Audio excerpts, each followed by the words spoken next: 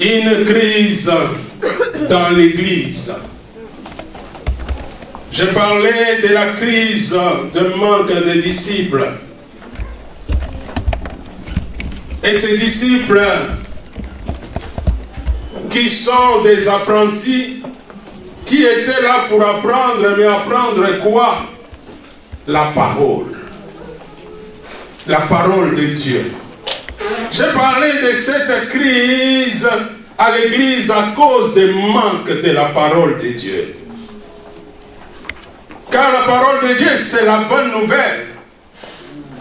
Et les apôtres prêchaient l'unique évangile, l'unique bonne nouvelle, qui est la mort, l'ensevelissement, la résurrection, l'exaltation et la venue de Christ. Ça, c'est la bonne nouvelle. Et j'ai parlé dimanche passé aussi le manque de la communion fraternelle. Aujourd'hui, on confond les repas fraternels à la communion fraternelle. Les repas fraternels, c'est ce qu'on fait, les agapes, au moment où nous nous réunissons. Après une convention, on mange ensemble dans la fraternité. Et on a fait de ça, c'est la communion fraternelle. Or, la communion fraternelle, c'est l'Église même. C'est des gens qui, du dehors, qui se retrouvent pour rendre un culte à Dieu. Chacun, il vient d'un environnement différent et on se retrouve pour louer Dieu.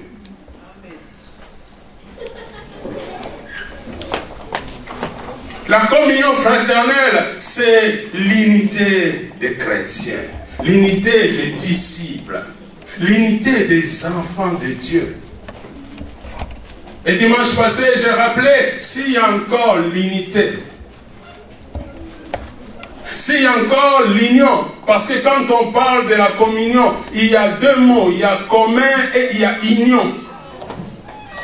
S'il y a commun, c'est qu'il y a des choses qu'on a d'une manière commune.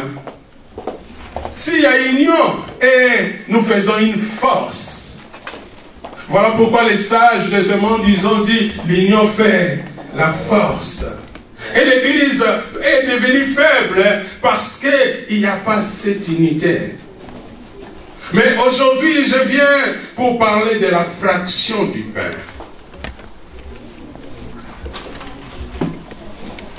Quand nous regardons dans notre texte des Actes chapitre 2, à partir du verset 41 au verset 42, nous voyons que les disciples, le nombre de disciples qui s'ajoutaient à l'église primitive, ils persévéraient dans l'enseignement, dans la communion fraternelle, ils persévéraient dans la fraction du pain et dans la prière. Avant de revenir sur la prière la semaine prochaine, le dimanche prochain, que Dieu nous prête vie, aujourd'hui, je viens pour parler de la fraction du pain. Papa Dani, amène-moi un pain aujourd'hui. Vous allez manger aujourd'hui. La fraction du pain. Merci. Et c'est un bon pain. Alléluia. Ce pain a été vraiment choisi aussi. La fraction du pain. C'est vrai qu'il y a des personnes qui disent la fraction du pain, c'était les repas qu'ils mangeaient. Mais quand nous regardons dans ces textes, je prends le contexte et c'est plus les repas du Seigneur. Parce qu'on ne peut pas dire qu'ils persévéraient dans la nourriture qu'ils mangent tous les jours. Donc ils persévéraient dans la fraction du pain.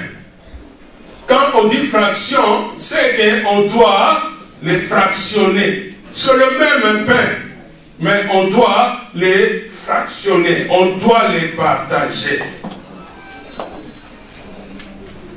Écoute maman, c'est du bon pain ça. Écoute maman, C'est du bon pain. Écoute, c'est du bon pain. Tu veux plus? On verra. Écoute, maman, c'est du bon pain. Ah, c'est du bon pain. C'est du bon pain. Écoute, maman, c'est du bon pain. C'est du bon pain. C'est du bon pain. C'est du bon pain. Alors, passez juste ce pain comme ça. Prends un bout, sinon si je continue, je ne vais pas finir. Passez.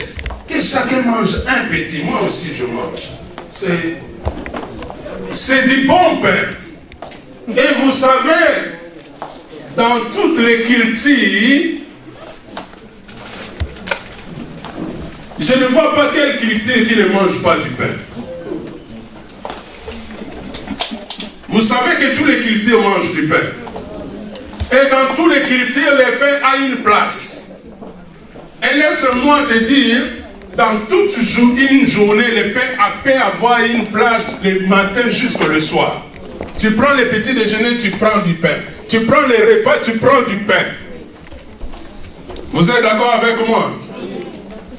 Voilà pourquoi Jésus n'a pas dit je suis le biscuit, mais je suis le pain.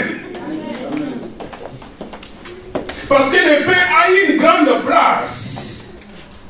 Et pour qu'il y ait le pain, il faut qu'il y ait la farine. Pour qu'il y ait la farine, il faut qu'il y ait un champ. Mais ce n'est pas notre message. Mais le message, c'est la fraction du pain. Le pain qu'on partageait. Le pain qu'on mangeait ensemble. La Bible dit, les disciples de ce temps-là partageaient le pain. Partageaient le pain qui représente le corps du Seigneur.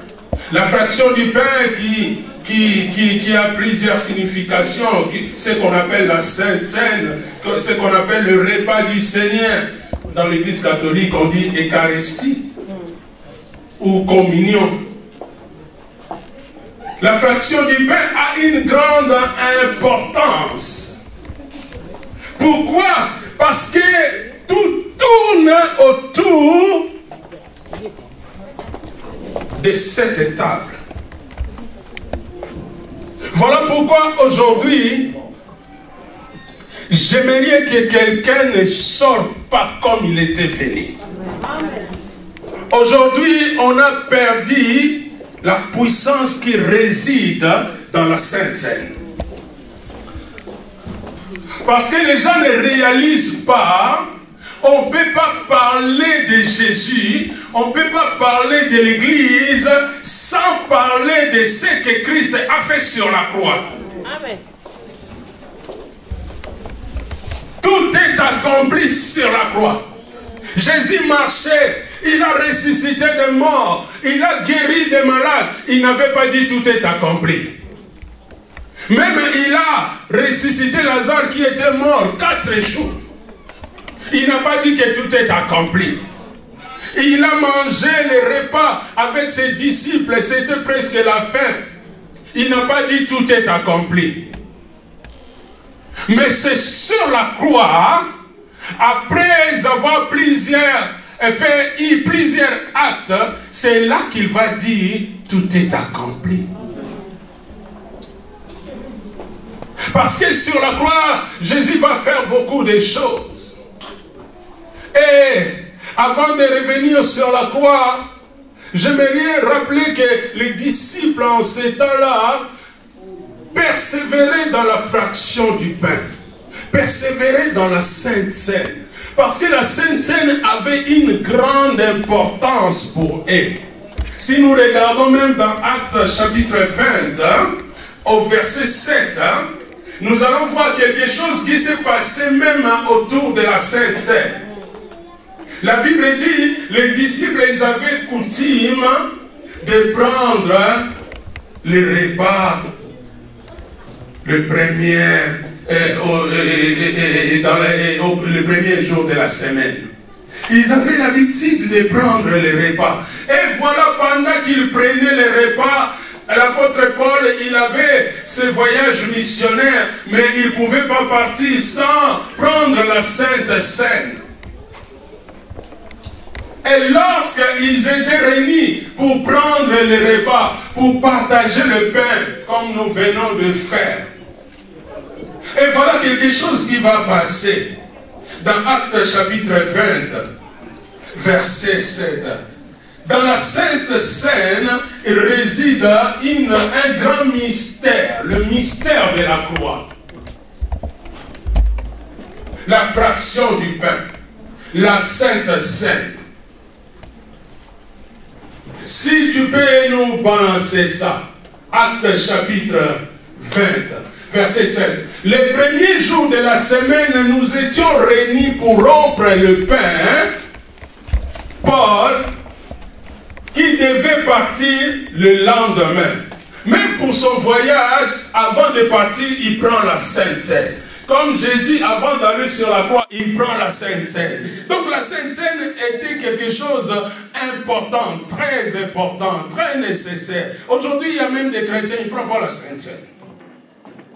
Pourquoi? C'est lui qui sait.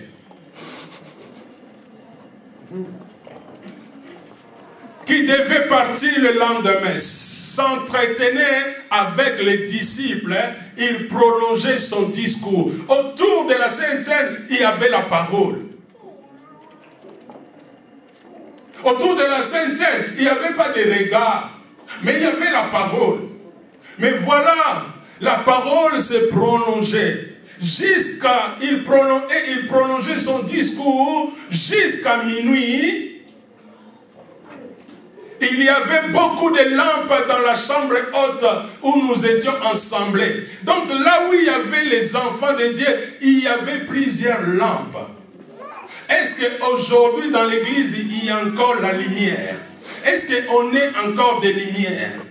La Bible dit qu'il y avait plusieurs lampes. Or, un jeune homme, Éticus, dans notre expression, c'est dit éthique. C'est plus simple parce que des fois, des noms grecs sont un peu différents des noms de majorité africaine. Qui était assis sur la fenêtre, s'endormit profondément. Donc, s'il y avait profondément, c'est que peut-être il y avait des ronflements. Profondément. Pendant les longs discours de Paul, Paul prêchait, lui il dormait. Mais le problème, il est à côté de la fenêtre. J'aimerais juste dire à quelqu'un, ne sois pas à côté de la fenêtre, sois à l'intérieur. Combien qui sont à l'église, mais ils sont déjà à côté de la fenêtre, juste pour.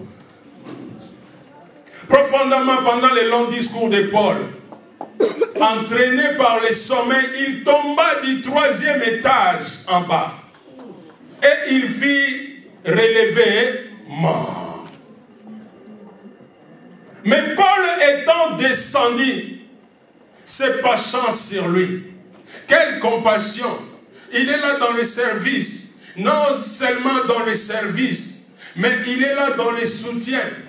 Non seulement dans le soutien, mais il veut le meilleur, il veut la vie.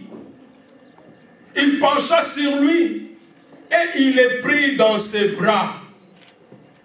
Quelqu'un qui est mort, il le prend dans ses bras.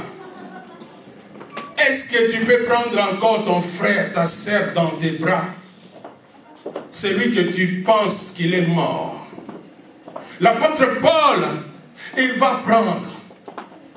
Il est pris dans ses bras en disant, ne vous troublez pas, car son âme est en lui. Quand il fit remonter, il rompit le pain. Il a continué le service, la Sainte Seine. Et ils ont mangé. La Bible ne dit même pas qu'il lui imposa la main, il chassa les démons. Non, non, non, non, non. Il a pris. Il a manifesté les actes d'amour. Il a manifesté les actes de compassion, de miséricorde. Il a pris en charge la personne qui était décédée. Et il a continué à partager le pain avec les autres, manger. Et il parla longtemps encore jusqu'au jour. Après quoi, il partit. Mais regarde ce qui va se faire. Les jeunes hommes furent ramenés vivant. Amen. Et ce fut le sujet d'une grande consolation. J'aimerais que la Sainte Seine d'aujourd'hui amène la vie à quelqu'un. Amen. La Sainte Seine d'aujourd'hui ouvre une grande porte pour quelqu'un. Ressuscite quelqu'un qui est mort. Quelqu'un qui est mort non seulement physiquement mais spirituellement. Quelqu'un qui est mort non seulement spirituellement mais matériellement. Que la vie revienne au nom de Jésus à cause de la Sainte Seine. Pas à cause de pain qui vient d'un magasin ou d'une boulangerie, mais à cause de pain de la vie qui était descendu sur la terre, celui qu'on mange qui s'appelle Jésus. L'apôtre Paul, il va dire, ne soyez pas troublés. Il y a quelqu'un qui est troublé au milieu de nous. Je lui dis juste, ne soyez pas troublés.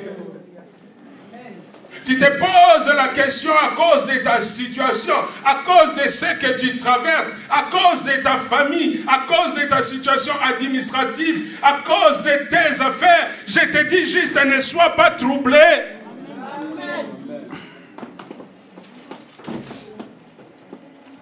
Réalisez juste qu'il y a quelqu'un qui avait descendu du ciel et qui était descendu sur la terre. Les jours qu'il avait dit à ses disciples, il faut manger mon corps. Il y a des disciples qui n'ont pas compris, ils sont partis. Or, c'est quand tu pars, tu quittes Jésus. Il n'y a pas la vie en dehors de Jésus. La vie est en Jésus. La Bible dit, celui qui a le Fils a la vie et a la vie éternelle. Non seulement la vie terrestre, mais la vie éternelle.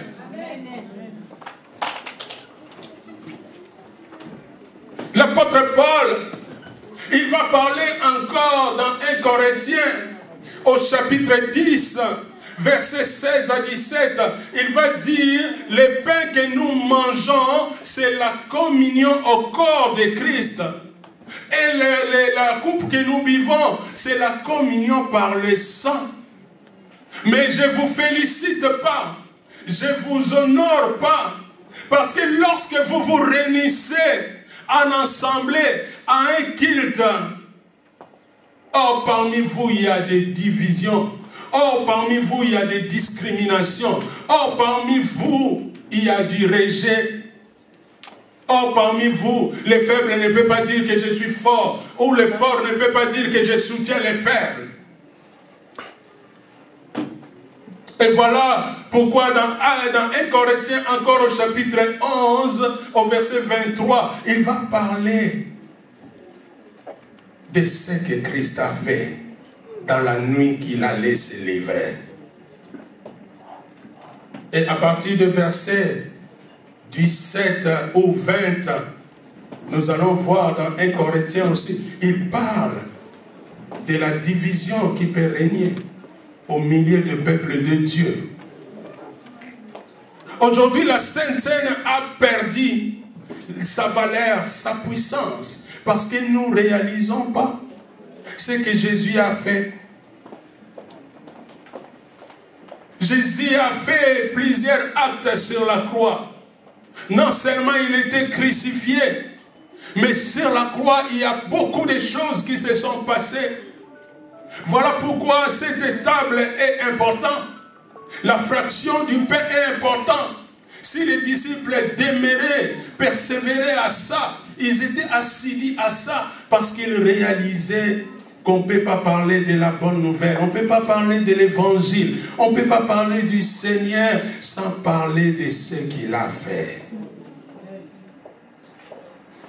La bonne nouvelle que j'annonce à quelqu'un ce matin, c'est que Jésus était mort. S'il était mort, toi tu dois vivre. Amen. Alléluia. Ce matin, je suis venu juste pour communiquer la vie à quelqu'un. Et dire à quelqu'un qui a la vie en Jésus. Jésus a fait plusieurs choses. Aujourd'hui, la Sainte Seine a perdu le sens parce qu'à cause des divisions, nous sommes là à se déconsidérer, nous sommes là à se discréditer. Nous sommes là à manifester. Même la discrimination, des fois quand on parle de la discrimination, on pense juste le blanc et les noirs. Non. La discrimination peut être aussi dans la classe sociale. La discrimination peut être aussi dans les langues, dans des langues. Parce qu'ils ne parlent pas comme moi, je ne les considère pas, je les hais. Et l'apôtre Paul parle de ça. Il dit, ne prenez pas cette pain, cette table d'une manière indigne. C'est dans le sens qu'il ne faut pas perdre l'intérêt de cette table. L'intérêt de cette table, réaliser tout ce que Jésus a fait. J'aimerais dire à quelqu'un, tout ce que Jésus a fait, c'est autour de l'amour. Ça englobe l'amour. La Bible dit, Dieu a aimé et Dieu a donné. Jésus est venu sur la terre pour nous sauver. Il est venu pour nous chercher. Nous étions errants. Nous étions loin du Seigneur. Jésus est venu, il nous a cherchés pour nous ramener vers le Père, vers la maison. Nos noms sont inscrits dans le livre de vie. La Bible dit même le Saint-Esprit témoigne que nous sommes enfants de Dieu. Dis à ton voisin, si toi tu ne penses pas que je suis un enfant de Dieu, le Saint-Esprit témoigne à moi. Alléluia. Ce n'est pas l'histoire de présenter une carte d'identité que moi je suis enfant de Dieu. Mais il y a quelqu'un qui parle à l'intérieur. Les cartes qu'on présente à l'extérieur peuvent être déchirées, peuvent être brûlées. Mais les cartes qu'il y a à l'intérieur, personne ne peut les brûler. Que tu me crois, que tu ne me crois pas, il y a quelqu'un qui croit en moi, qui parle que je suis enfant de Dieu. Il s'appelle le Saint-Esprit. Tout cela à cause de quelqu'un qui s'appelle Jésus. C'est lui que j'aime honorer. C'est lui que j'aime élever. C'est lui que j'aime célébrer. Il est celui qui est digne. Même la Bible dit, Dieu l'a souverainement élevé et lui a donné le nom qui est au-dessus de tous les noms. À son nom, tout genou fléchira. Même mes genoux, même les genoux des rois et toute langue confessera qu'il est Seigneur. Voilà pourquoi j'aime l'élever, j'aime l'acclamer, j'aime pousser des cris. Je dis, à cause de toi, Jésus, je vis. C'est à cause de toi que mon histoire a changé. Voilà pourquoi chaque fois que je vois cette table, je réalise que c'est à cause de lui. S'il était juste né de Marie, s'il était juste né à Bethléem, sans passer par la croix, je n'allais pas être sauvé. Mais parce qu'un jour, il a dit, je ne dois pas juste marcher sur la terre. Je n'étais pas venu comme un touriste, mais j'étais venu pour chercher quelqu'un, pour l'amener au ciel. Il faut un ascenseur. Cet ascenseur s'appelle ma mort. Je dois passer par la croix, parce que c'est sur la croix que je vais déclarer des choses. Voilà pourquoi c'est sur la croix qu'il va ouvrir le ciel. C'est sur la croix qu'il va ouvrir l'église. Je vais revenir. Alléluia. Amen. J'aime Jésus. Il y a quelqu'un qui aime Jésus. Si tu aimes Jésus, tu dis moi aussi. J'aime Jésus. Tu sais, quand tu aimes quelqu'un, tu lui donnes un câlin. Si quelqu'un aime Jésus, il dit, oui Jésus, moi je t'aime aussi. Alléluia. Alléluia. Il y a quelqu'un qui a dit, même si tu étais une fleur, je vais te planter dans mon cœur. Alléluia. J'aime Jésus. Je peux tout oublier, mais pas ce que Christ a fait autour de la croix. Je peux oublier Bethléem, parce que même les manges pour trouver c'était difficile. Je peux oublier les jours qu'il était au tombeau de Lazare, mais ce qu'il a fait sur la croix, je n'oublierai pas. Ce qu'il a fait pour Lazare, c'était pour que les autres croient. Mais ce qu'il a fait sur la croix, c'était pour que moi je sois sauvé. Ah, j'aime le sacrifice de la croix. Voilà pourquoi la bonne nouvelle n'est pas juste la naissance de Jésus, Mais Jésus qui était venu sur la terre, Dieu l'a livré. Dieu l'a donné pour nous. Et chaque fois qu'il y a cette étape, nous réalisons, parce que lui-même, avant de mourir, dans Luc chapitre 22, versets 19 à 20, il va dire, prenez ce pain. Luc chapitre 22, pour ceux qui écrivent, versets 19 à 20. Ceci est mon corps qui sera livré pour vous. Prenez et mangez. Il prit aussi la coupe. Il dit, c'est la coupe de mon sang. Prenez, buvez. Et chaque fois que vous allez le faire, faites ça en mémoire de ma mort. Chaque fois que nous réalisons cette étape, nous réalisons qu'un jour, Jésus était mort. S'il était mort, c'était pour nous donner la vie. Ne sois pas distrait, suivez ici. C'est pour nous, Jésus était mort pour nous donner la vie. Et c'est sur la croix que Jésus a fait des actes qui m'ont beaucoup touché. Si nous regardons dans Luc chapitre 23, Yves, si tu peux nous mettre Luc 23, je vais souligner quelques actes qui étaient sur la croix.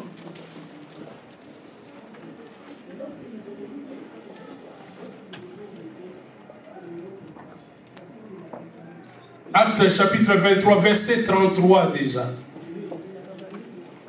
Et Luc chapitre 23, verset 33.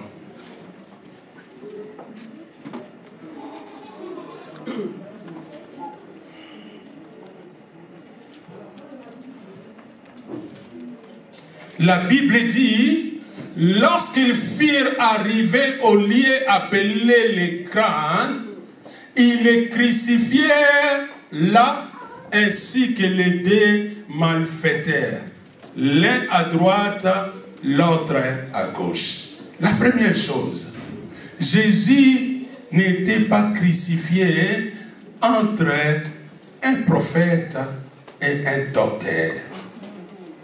Suivez-moi bien. Jésus n'était pas crucifié entre un évangéliste et un pasteur. Mais Jésus était crucifié entre des bandits. L'un à gauche, l'autre à droite. Pour dire que Jésus était venu dans le monde de pécheurs.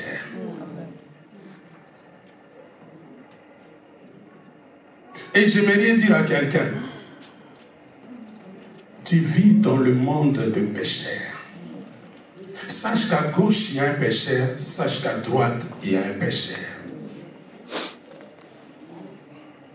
Et peut-être, tu vas finir ta vie dans le monde de pécheurs. L'un à gauche, l'autre à droite. Mais Jésus n'a pas péché. Sur la croix, Jésus était là, crucifié entre deux bandits. Parce qu'il était venu, pas pour des parfaits.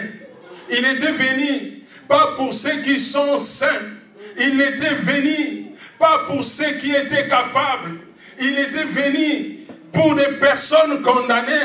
Il était venu pour des personnes qui n'avaient plus d'importance. Il était venu pour des personnes qu'on rejetait, des personnes qui n'avaient plus le droit dans la société. Mais Jésus est venu, mais il va être crucifié au milieu. Et il va finir sa vie comme il avait commencé. Il était né dans le rejet. Il est mort dans le rejet. On ne l'a pas considéré comme Dieu depuis sa naissance. À Bethléem, personne ne l'avait considéré, si ce n'est que le mage qui ont eu la révélation, si ce n'est que des anges qui sont venus vers le berger, mais personne. J'aimerais dire à quelqu'un, on ne te considère pas, mais ça n'enlève pas ton identité. Amen. On ne te donne pas la valeur, mais ça n'enlève pas ce que tu es vraiment. Même si les gens te repoussent, même si les gens te lapident, même si les gens te traitent comme ils peuvent te traiter, laisse-moi te dire, tu es au milieu de pécheurs. Tu es au milieu des hommes qui vivent leur vie comme ils pensent. Mais toi, marque ta différence, accomplis ta mission jusqu'au bout. Quelles que soient les circonstances. Sur la croix, Jésus, il est là, entre deux brigands. Je regarde encore cet acte, je dis comment un Dieu tout-puissant, créateur de la terre et le ciel, il fallait qu'il meure au milieu des anges. Non, au milieu de deux bandits. Pour dire encore, moi qui est à sa gauche, toi qui es à sa droite, nous ne sommes pas dignes. Il est le seul qui est digne. Oh, si ça dépendait de la mérite, moi je ne mériterais pas le ciel. Je ne sais pas toi. Si toi tu mérites, tu dis moi je mériterais le ciel. Moi je ne mérite pas. Mais heureusement il y a la grâce. Et j'ai utilisé ma foi. Et la foi avec la grâce, ça fait une bonne combinaison pour le ciel. Jésus était là au milieu. Mais il a manifesté l'amour pour l'un et pour l'autre. Alléluia. Des bandits, des voleurs, des criminels. Pour dire qu'il était là sur la croix pour crucifier à sa gauche les actes mauvais, à sa droite les actes mauvais. Mais lui, il était là, il a accepté. Lui qui était digne, la Bible dit, il s'est fait pécher. Il était saint, il est devenu pécheur pour sauver l'humanité. Il a fini sa vie au milieu de bandits, au milieu de brigands. Jésus a fini sa vie là pour donner la possibilité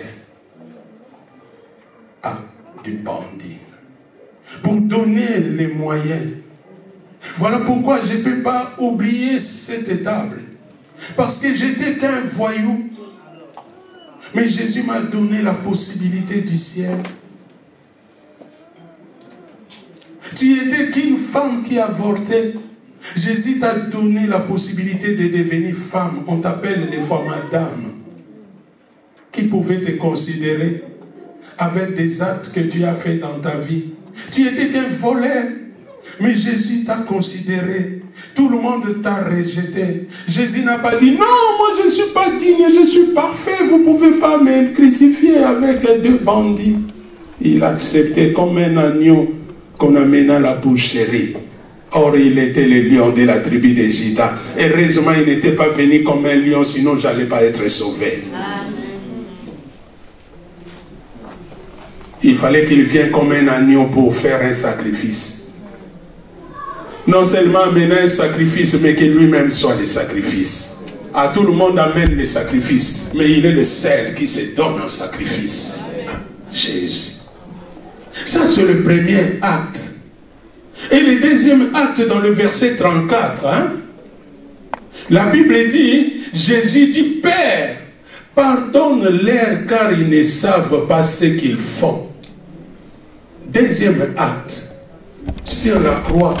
Non seulement Jésus il est entre le pécheur, non seulement Jésus il est entre le méchant, des policiers qui sont là, qui le maltraitent, qui le crucifient. Mais voilà cet homme qui souffre. Au lieu de dire, Père, envoie les feux descendre du ciel pour les dévorer tous, il va dire, Père, pardonne-leur, car ils ne savent pas ce qu'ils font. Ils sont ignorants. J'aimerais dire à quelqu'un, quand tu ne sais pas ce que tu fais, tu peux faire beaucoup de mal. Voilà pourquoi tu as besoin de la connaissance. Est-ce qu'il y a quelqu'un qui peut dire, Jésus, donne-moi la connaissance? Parce que par manque de connaissances, tu peux crucifier le Seigneur croyant que tu es en train de crucifier un bandit. Quelqu'un m'a écouté. Des policiers manquaient la connaissance. Les bandits manquaient la connaissance.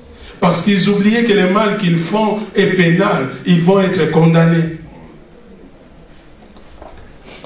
Jésus il dit, Père, pardonne-leur. J'aimerais dire à quelqu'un, la puissance du pardon demeure au Père. Alléluia. Jésus m'a accordé le pardon. Pourquoi toi tu me condamnes encore? Est-ce qu'il y a quelqu'un qui croit que Jésus l'a pardonné? J'aimerais dire à quelqu'un, tu marches encore sur ta culpabilité. Tu crois avoir encore cette situation. Oh, il n'y a plus que cette situation. Simplement, le diable t'a imposé une culpabilité en toi. Mais laisse-moi te dire, quand Jésus te pardonne, il l'a effacé. Ah, il ne garde pas dans l'armoire. Papa, il garde dans l'armoire. Maman, il garde dans l'armoire. L'enfant, il garde dans l'armoire. C'est pour cela qu'il te rappelle. Prochainement, quand il fait, il dit, ces jours-là, tu avais fait ça. Mais Dieu ne te rappelle pas que ces jours-là, lorsqu'il te pardonne, il a effacé. J'aime celui qui efface les péchés. C'est mon Père. Deuxième acte, Jésus va pardonner. Et regarde le troisième acte. Ils se partagèrent ses vêtements en tirant au sort. Jésus est resté nu. Alléluia. Dieu nu. Créateur de la terre et le ciel nu. Pour que toi et moi nous soyons couverts. Nous soyons protégés. Qui veut encore exposer ta vie? Qui? Il y a quelqu'un qui est exposé. Il s'est exposé pour moi. Il s'est exposé pour toi. Voilà pourquoi j'ai dit à quelqu'un, tout ce que les gens cherchent à faire pour toi sera annulé sans effet. Personne ne peut t'exposer. Car il y a quelqu'un qui était exposé. Il n'était pas exposé au milieu de la plaine, mais il était exposé dans la montagne. Tout le monde le voyait. Il était exposé. Il était exposé pour moi. Les gens cherchent à t'exposer. Même créant des choses pour t'exposer. Même chercher tes faiblesses pour t'exposer. J'aimerais dire, à cause des sacrifices de Jésus, sera annulé sans effet. Car Jésus a été exposé pour moi.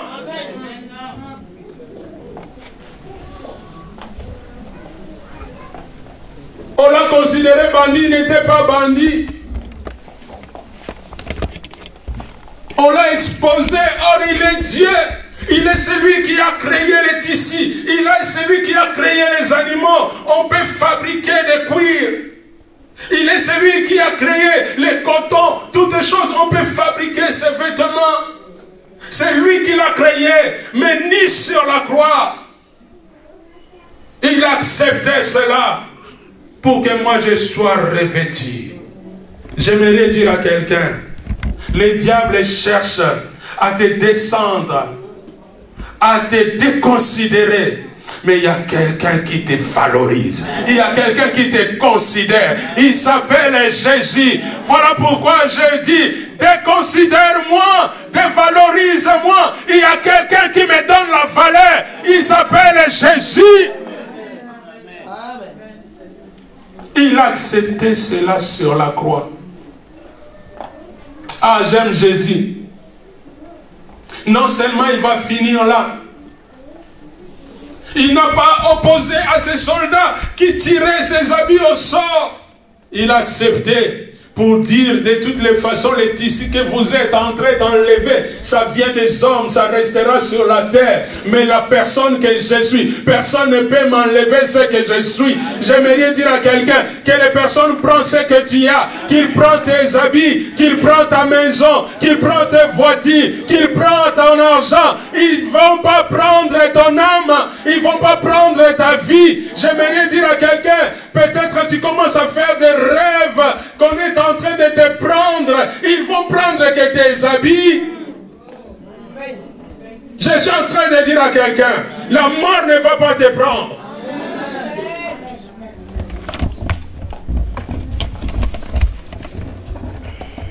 Laissez-les prendre ce qui est terrestre, mais ce qui est céleste, personne ne peut prendre. J'aimerais dire à quelqu'un, on peut toucher à tes ici, mais on ne peut pas toucher à la personne que tu es. On ne peut pas toucher à ton âme. On ne peut pas toucher à ta vie.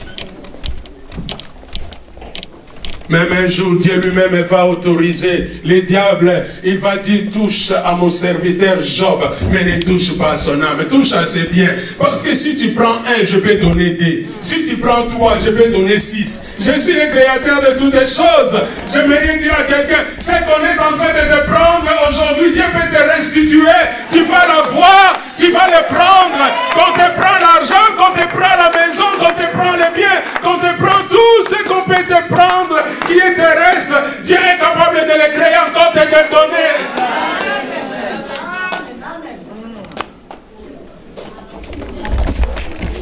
Alléluia. Jésus est exposé, mais ce n'est pas fini. Ah, Jésus va faire des actes que j'aime bien. Dans le verset 43-44, avant de revenir encore dans Jean, dans le verset 43 à 44, voilà Jésus entre deux brigands. Entre deux brigands. Tu peux même commencer par le verset 42. Entre deux brigands. Jésus, on l'a placé, on l'a crucifié entre deux bandits. Et voilà, il y a l'un qui commence à parler mal de Jésus.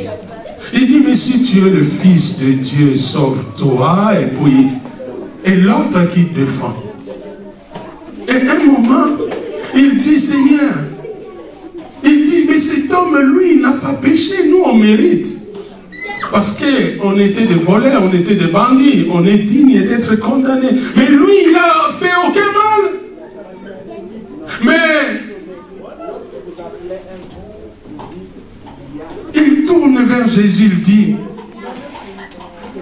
souviens-toi de moi quand tu viendras dans ton règne. J'aimerais dire, Jésus est crucifié entre deux pécheurs, mais c'est juste pour donner la possibilité à tous les deux. J'aimerais dire à quelqu'un, les choix te reviennent. Il y a l'un qui a accepté Jésus, il y a l'autre qui a rejeté Jésus. Jésus était venu au milieu de nous tous, mais c'est à chacun de faire le choix. Et l'un a fait le choix. Parce qu'il a fait le choix, il ne se contentait pas de la terre. L'autre, il se contentait que de la terre. Il a condamné Jésus parce que Jésus ne pouvait pas donner la solution sur la terre. Mais l'autre ne se contentait pas que de la terre. Je veux rien dire à quelqu'un, se contenter de la terre, ce qui est de la terre, c'est périssable. Contente-toi aussi du ciel. Mais il y a un qui s'est contenté du ciel. Il dit, souviens-toi de moi quand tu viendras dans ton règne. Donc j'ai dit, ces personnes-là, malgré leur état, ils connaissaient que Jésus va revenir. Mais écoutez Jésus. Jésus lui répondit, je te le dis en vérité, pas lorsque je viendrai. Aujourd'hui, tu seras avec moi dans le paradis. J'aime cet acte. Parce que la mort de Jésus m'a ouvert la porte du ciel. Fermez-moi des portes sur la terre. Fermez-moi la porte de ta maison. Fermez-moi la porte de ton travail. Fermez-moi la porte de ta voiture. Tu ne fermeras pas la porte du ciel. Jésus a ouvert la porte du ciel. Jésus est en train de faire un acte sur la croix pour dire, dès aujourd'hui, je suis la porte du ciel. Dès aujourd'hui, c'est moi la clé du ciel. Personne ne peut venir au Père si ce n'est que par moi. Amen. Si tu crois en moi, tu n'as pas besoin d'ascenseur. Croire en moi, ça t'amène au ciel. Voilà pourquoi, dès les jours que j'écris au Seigneur, le ciel était ouvert. Je vois des anges descendre et monter.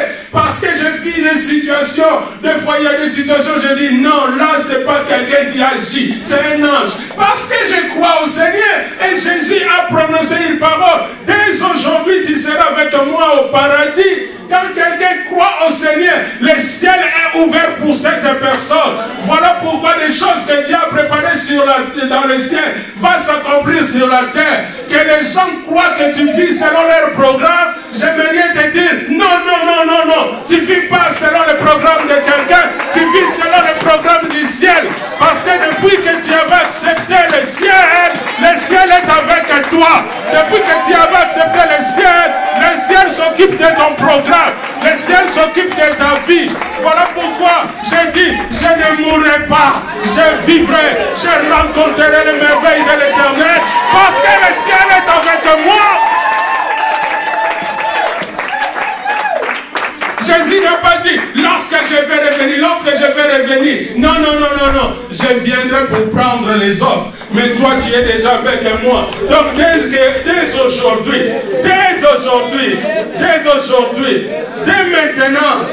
dès maintenant, oh, dis à quelqu'un, dès aujourd'hui, dès maintenant, Jésus dit, tu seras avec moi au paradis. Voilà pourquoi je refuse la médiocrité pour quelqu'un, parce que le paradis, ce n'est pas la médiocrité.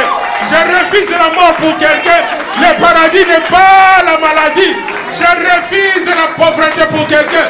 Dans le paradis, il n'y a pas la pauvreté. Oh. Dans le paradis, il n'y a pas la maladie. Oh. À moins que tu ne sois pas avec Jésus. À moins que tu ne crois pas avec Jésus. Ah, j'aimerais dire à quelqu'un, dans le paradis, il n'y a pas les découvertes.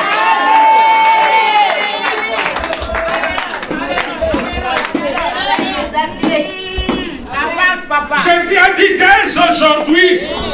J'aimerais dire à quelqu'un dès aujourd'hui. Tu peux dire dès aujourd'hui. Dis à ton voisin dès maintenant. Dès aujourd'hui. Alléluia. Ce n'est pas les paroles de quelqu'un. C'est la parole de Jésus. Il est en train de parler pas à un pasteur. Il est en train de parler pas à un prophète. Il est en train de parler à un bandit. Ce que les gens ne savaient pas, c'est qu'il avait condamné. Oh, pendant son temps d'incarcération, pendant ce temps de sacrifice sur la croix, il y avait quelque chose qui passait. L'histoire changeait déjà. Les gens le voyaient avec l'ancienne photo. Oh, il était devenu déjà citoyen du ciel. Sa vie ne dépendait plus des hommes. Les hommes n'avaient plus aucun droit sur sa vie. J'aimerais dire à quelqu'un, tu es un intouchable. Ah, dis à ton voisin, tu es un intouchable. Maman, tu es un intouchable. Mon frère, tu es un intouchable. Frère Doudou, tu es un intouchable. Oh, dis à ton voisin, tu es un intouchable. Tu es citoyen du ciel. Oh.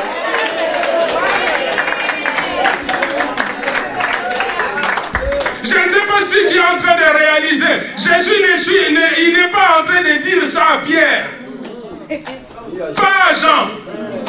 Mais il est en train de dire à quelqu'un qu'on a sorti de prison. Et qu'on le met sur la croix pour mourir.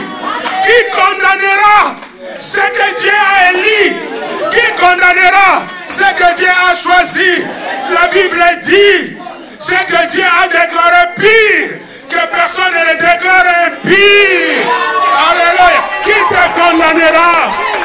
Qui? À cause de quoi on va te condamner? À cause des malédictions familiales? À cause de quoi on va te condamner? Soyez bénis. À cause de quoi? À cause des problèmes familiales? À cause des malédictions familiales? Non, non, non, non, non, non. Tu es unique en ton genre. Si l'autre à gauche, il est condamné, moi à droite, je ne suis pas condamné. Parce que Jésus me dit, dès aujourd'hui, je ne suis que je béni. Dès aujourd'hui, tu seras avec moi dans le paradis. Il trace un chemin. Il a ouvert le ciel. Dès aujourd'hui. Dès aujourd'hui. Voilà pourquoi j'aimerais dire à quelqu'un, Tu verras les anges descendre et monter dans ta vie. Parce que le ciel est avec toi. Tu es un citoyen du ciel. Les gens te voient crucifié. Oh, les choses ont changé. Les gens te voient sur la croix. Oh, les choses ont changé. Les gens pensent à un bandit sur la croix. Oh, ce bandit-là, il est déjà dans le ciel. Alléluia. Alléluia. Alléluia. Oh, Jésus a déchiré le voile. Ah, il a tracé le chemin de ce bandit. Alléluia. Oh, peu importe ce que tu traverses, laisse-moi te dire, tu es un homme, une femme du ciel. Oh, tu es un enfant du ciel. Le paradis est avec toi. J'aimerais dire à quelqu'un que l'enfer que tu es en train de vivre cesse. Au nom de Jésus. Que les démons qui te réclament là, qui te lâchent. Au nom de Jésus. Parce que Jésus te déclare dès aujourd'hui. Amen. J'aimerais dire à quelqu'un, hier, c'est pas aujourd'hui. Dès aujourd'hui. Dès maintenant. Non seulement il va dire à ce bandit dès aujourd'hui. Et les gens qui connaissaient ce bandit regardaient sur la croix et disaient, c'est bien pour lui. Mais ceux qui ne savaient pas, pendant qu'on les montait sur la croix, on les montait déjà dans le ciel. Laissez les gens amener ta situation en surface. Ceux qui ne savent pas, ils sont en train déjà de t'enlever vers le ciel. Il suffit qu'une main à côté te prend. Lorsque cette main te prend, il t'amène au ciel. C'est la main de Jésus. Alléluia. Oh, Jésus a ouvert les doigts du ciel. Je vais dire à quelqu'un, peut-être tu n'as pas les doigts du sol, mais tu as les doigts du ciel. Peut-être tu n'as pas les droits du travail, mais tu as les droits du ciel. Peut-être tu n'as aucun droit. Et dis, moi je n'ai aucun droit. Mais laisse-moi te dire, tous les droits t'es donnés. Parce que quand le ciel te donne les droits, tu as un passeport passe-partout. Ce n'est pas le passeport rouge, ce n'est pas le passeport vert, ce n'est pas le passeport bleu, mais le passeport sans couleur. C'est le passeport de Jésus, c'est le passeport du ciel. Demande-moi, tu es de quelle origine? Je te dirai, je suis du ciel et je vivrai pour le ciel.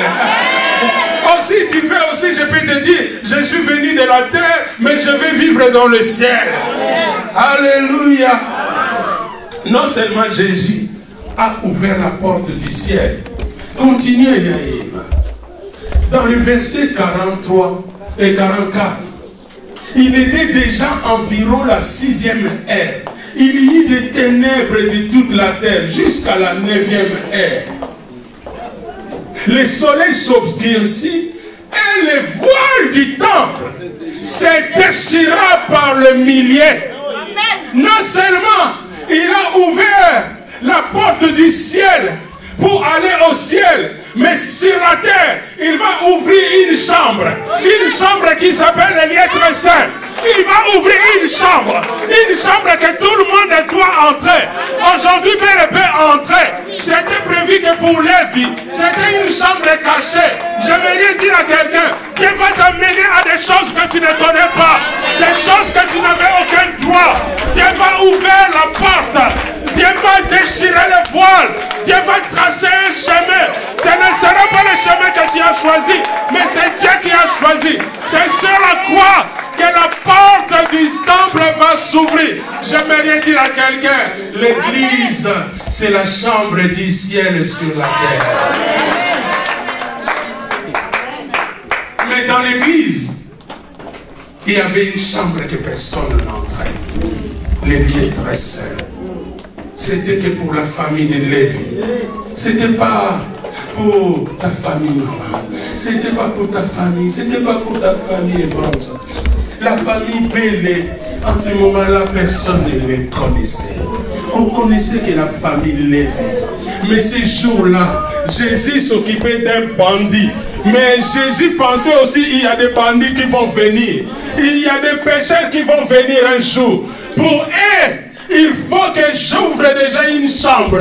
Cette chambre, elle s'appelle le ciel. Juste par le cri que lui il pousse, juste par ce temps-là, le cri de Jésus est capable de briser les chaînes. Voilà pourquoi je dis que les chaînes qui te tiennent, juste par le cri de Jésus, soient brisées au nom de Jésus. Alléluia. Ah, j'aime cette étape. Ça me rappelle tout ce que Jésus a fait. Il arrive, on peut aller dans Jean chapitre 19 et je vais clôturer le message. Alléluia. Amen. Alléluia. Dans Jean chapitre 19, dans le verset 26, Jean chapitre 19, verset 26, après on va revenir un peu pour clôturer. Jésus voyant sa mère auprès d'elle, les disciples qu'il aimait, dit à sa mère, femme, voilà ton fils. Puis il dit aux disciples, voilà ta mère. Et de ce moment, les disciples l'a pris chez lui. J'aimerais dire aussi que sur la croix, Jésus a réconcilié. Sur la croix, Jésus a composé une famille. J'aimerais dire à quelqu'un, nous sommes une famille. Nous devons nous prendre en charge. Alléluia. Oh, ça c'est quelque chose que j'aimerais encore dire à l'église. L'église c'est une famille. La Bible dit, Jésus a vu Marie et a vu le disciple. Il dit, mère, voici ton enfant, ton fils. Fils, voici ta mère. Jésus a réconcilié la génération ancienne à la nouvelle génération. Il a réconcilié les parents et les enfants. Voilà pourquoi nous sommes là ensemble. Il n'y a pas la guerre des générations, mais on est ensemble. Jésus a réconcilié les anciens, il a réconcilié les nouveaux, il a réconcilié les parents, il a réconcilié les enfants, et il y a la prise en charge. Voilà, même un enfant peut prendre les parents en charge. Oh, d'habitude, c'est les parents qui prennent en charge un enfant. Ah, j'aime l'église. L'église, c'est là où on se prend en charge. Alléluia. Ah, regarde celui qui est à côté de toi, pose-lui la question, tu peux signer une prise en charge pour moi? Alléluia. L'église, les liens de prise en charge. Alléluia. Ah, j'ai vu vraiment que l'église, c'est les liens de prise en charge. Vous savez, dimanche passé, j'étais là, j'ai expliqué que j'étais à la maison tout seul, mais cette semaine, j'étais bombardé de téléphones. Non seulement des téléphones, même la nourriture. Marlène a fait des poissons chats. Et maman Tima a fait des moris, des légumes. J'attendais encore un sœur Nicole qui m'avait promis encore. Et j'attendais encore un sœur Félicité qui m'a téléphoné parce que j'amène quoi. Donc je pouvais même faire le programme aujourd'hui, les tripes, aujourd'hui la poulet, et les poulets aujourd'hui. Parce que les équipes pensaient encore. Maman Tina, toujours dans son poste pour dire tu as mangé. Donc, j'ai vu vraiment comment l'église m'a pris en charge. Frère James qui me rappelle, pasteur, quelle carte, l'ICA ou quelque. Donc, oh là là là là, l'église est bon. Il y a quelqu'un qui peut faire comme ça. Moi, j'aime l'église. La division ne peut pas être dans l'église. L'église, c'est une famille. L'église, c'est là où on peut se prendre en charge. Quand quelqu'un est malade, on est avec. Et en attendant, on a écouté aussi que Sœur Tania a été malade à Paris. Tout de suite, il y a eu des téléphones. On a commencé à prier pour notre sœur. Et maintenant, il va bien. Maman, il va bien. Hein? Alléluia. Ah, quand quelqu'un est à côté de Jésus, Dieu peut faire de grandes choses. Amen. Même à distance, on déclarer des paroles. Alléluia. Amen. Alléluia. L'autre dimanche, je n'avais pas dormi parce que j'étais mal. Le dimanche passé, je n'ai pas dormi parce que j'étais tout le temps au téléphone avec Paris. Mais j'aime l'église. Quand j'étais rentré, je pensais, qui je n'ai pas vu, je commence à appeler. Tout de suite, j'ai pensé à eux. Je les appelle. Pas de message. Un moment, on me rappelle, maman, elle ne va pas bien. Qu'est-ce qui se passe? J'entends des gens pleurer. J'ai dit, arrêtez de pleurer, on va prier. Oh, la prière a une grande efficacité. Dimanche passé, je vais parler de la prière. Alléluia. La prière du juste a une grande efficacité. Alléluia. Surtout la prière de l'église a une grande efficacité. Alléluia. Alléluia.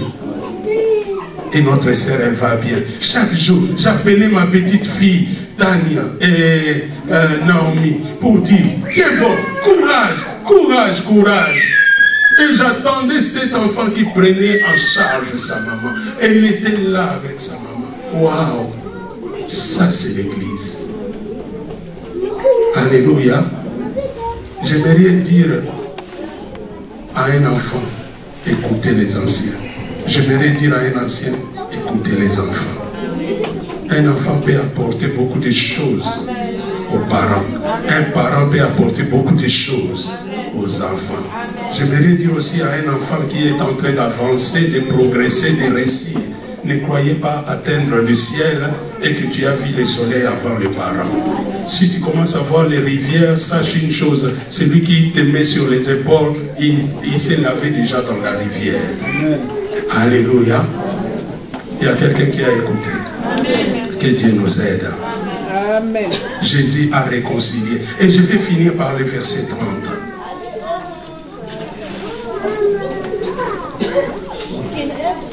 Quand Jésus prit le vinaigre, il dit, tout est accompli. J'aimerais dire sur la croix, tout a été accompli. Ton dossier de vie a été signé sur la croix. Jésus a tout accompli. Il n'y a pas un sacrifice plus grand que le sacrifice que Jésus a fait pour toi. Voilà pourquoi personne ne peut te condamner. Car Christ a tout accompli. Et lorsqu'il va déclarer ça qu'il va rendre là, lorsqu'il va promettre le ciel aux bandits, lorsqu'il va ouvrir les temples en déchirant le voile, il va dire tout est accompli. Je vaincu le monde. Voilà pourquoi j'aime cette table. Parce qu'à travers cette table, je réalise tous les actes que Jésus a fait. Est-ce qu'il y a quelqu'un qui a parcouru Golgotha ce matin? Est-ce qu'il y a quelqu'un qui a vu tout ce que Jésus a fait? Je n'ai même pas tout cité. Je viendrai un jour sur le sang que Jésus a versé. Amen. Mais c'est juste pour dire, voilà pourquoi pour moi cette table c'est la table de la réconciliation. Pour moi cette table c'est la table là où je vois l'amour de Dieu pour moi et l'amour que je dois avoir envers mon frère. Cette table, ce n'est pas une table de division, ce n'est pas une table de discrimination. Ce n'est pas une table que nous pouvons nous rejeter des choses. C'est une table de la réconciliation. C'est une table là où Jésus nous a réconciliés avec le Père, nous a donné la possibilité de faire des choix dans la vie, de savoir aussi qu'on est citoyen du ciel. Cette table me rappelle que Christ a tout payé, a tout fait pour moi. Voilà pourquoi nous allons nous incliner. Alléluia. Nous allons nous mettre debout. J'ai touché plusieurs actes sur la croix. Mais il y a quelque chose que le Saint-Esprit t'a parlé personnellement, particulièrement. Tu vas prier aussi dans ce sens-là. Et je vais dire à quelqu'un, Christ a tout payé. Personne ne peut te condamner. Personne. Aucune maladie. Aucun esprit. Personne. Aucune difficulté. Quand Christ a fait de moi, a fait de toi citoyen du ciel, non seulement il nous a ouvert les paradis, mais il nous a ouvert le lieu saint, là où il y a sa présence. Sa présence est là. Il est là parmi nous. Il a déchiré le voile. Il a ouvert le ciel et il a ouvert le temple. Oh, pour que moi, je puisse bénéficier ici-bas, j'ai l'église.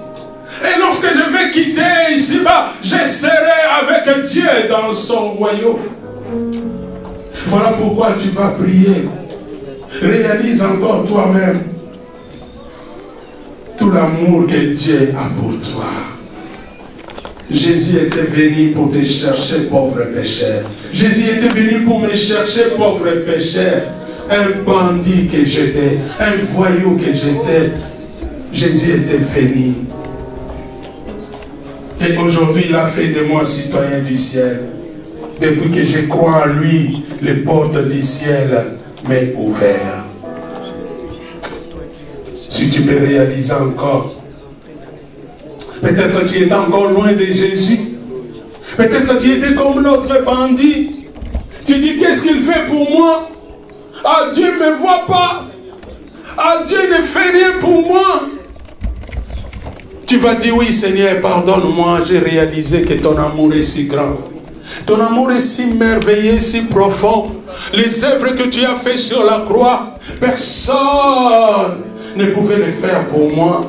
Tout cela parce que je suis important devant toi. Oh, tu me vois autrement aujourd'hui. Mon histoire, tu le changes, Dieu. Tu vas prier et je vais prier. Nous prions ensemble. Alléluia.